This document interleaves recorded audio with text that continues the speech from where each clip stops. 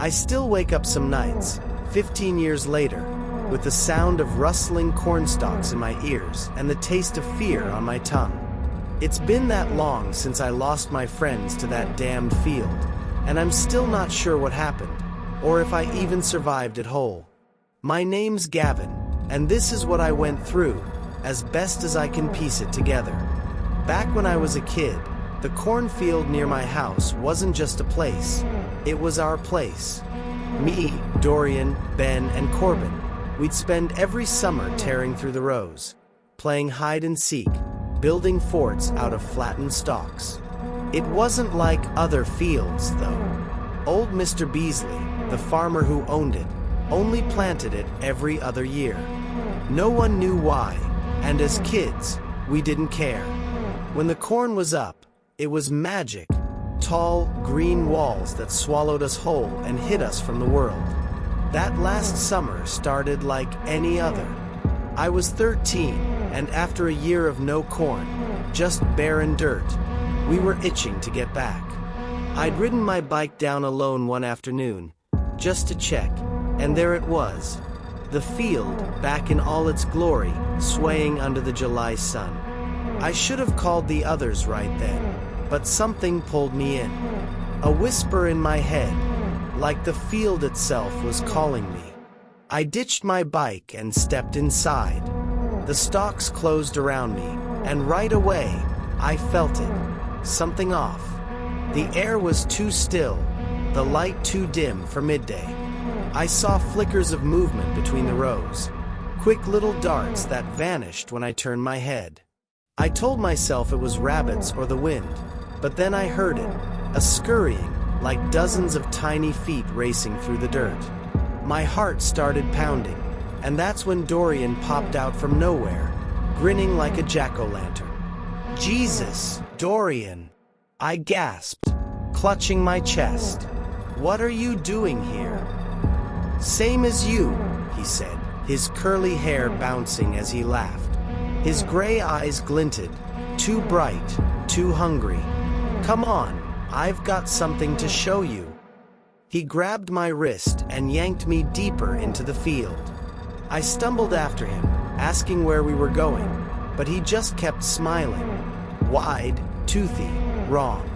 We stopped in a clearing where the corn was mashed flat, and there, sticking out of the ground, was a bone. Not a stick or a root, a real, yellowed bone, human-looking, maybe a femur. It jutted up like a marker, and I froze. What is that? I whispered, reaching toward it before I could stop myself. Isn't it fantastic? Dorian said, practically bouncing. I put it there. Found it out here. Thought it'd be cool. Cool. I jerked my hand back. Dorian, that's creepy as hell. Where'd you even get it? Found it, he repeated, his voice sing-song. Doesn't it look delicious? I stared at him. What's wrong with you? I'm going home. Fine, he said, still grinning. But let's bring the others tomorrow night. Hide and seek in the dark. It'll be fun. I didn't want to agree, but he wouldn't let it go, and I was too rattled to argue. I bolted out of there, the bone and his weirdness chasing me all the way back to my bike. That night, I woke up to him staring through my window, his face pressed to the glass, smiling. I nearly screamed, but he just tapped the pane and whispered, "Don't forget tomorrow," before melting into the dark. The next day, I called the guys. Ben was pissed I'd gone without them. Corbin thought Dorian sounded off, and when I got Dorian on the phone, he acted like none of it had happened. Swore he'd been home all day. I started doubting myself, but we still agreed to meet at the field after dark. I snuck out with my flashlight, my rusty bike squeaking down the road, and met them at the edge of the corn.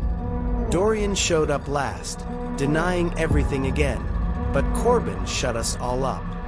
"Let's just go in," he said, sensible as always. So we did, Ben and Corbin leading, Dorian behind them, me in the rear, watching him. The field swallowed us, the night pressing in tight. Then Dorian vanished. 1 second he was there, his flashlight bobbing, and the next, gone. No sound, no rustle, just poof. Dorian's gone, I yelled, swinging my light around. Ben and Corbin doubled back, and then, like a ghost, Dorian stepped out behind me, smirking. "Always been here," he said, patting my shoulder. "The field plays tricks." I didn't buy it, but we kept going. Dorian got weirder, staring at me, stomping over stalks like they weren't there. Then he stopped and clapped his hands. "Hide and seek. I'll seek. 10 minutes, go." I didn't want to, but Ben and Corbin split off, and I stuck with Ben. We hid behind a rock, the corn curling around us. "He's messed up," Ben whispered. "I'm scared, Gavin. We should have hit the road by now. I've been tracking our path, and it's not right." Before I could answer, Corbin found us, grinning too wide. "Got lonely," he said, sitting down. He didn't feel like Corbin anymore. We waited, the silence stretching, until Ben stood. "I'm finding the road." Corbin jumped up, brushing past me, and they both vanished into the stalks. I was alone.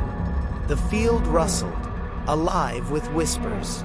I stumbled forward, tears pricking my eyes, until Ben reappeared, smiling, wild-eyed. "Where's Corbin?" I demanded. "Far away, hiding," he said, then skipped off the wrong way. I followed, tripped, and landed in a puddle of blood. Ben turned, knelt, and licked my hand. "Delicious, isn't it?"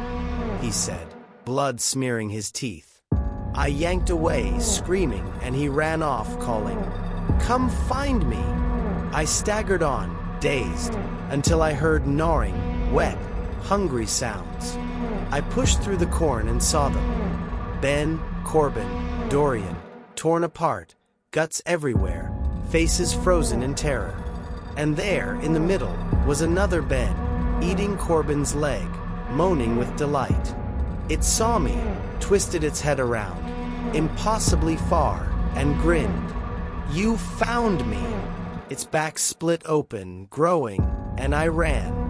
It chased me, shrieking about flesh and becoming one, but somehow I found the road.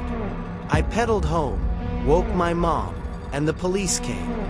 They found the bodies, my friends and Mr. Beasley, mangled beyond recognition. They called me lucky.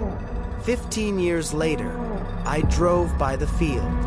It's abandoned now, cursed, but the corn was tall again. And Dorian was there, waving. I floored it, heart hammering. Whatever's in that field, it's still hungry. Stay away from biennial cornfields, I beg you.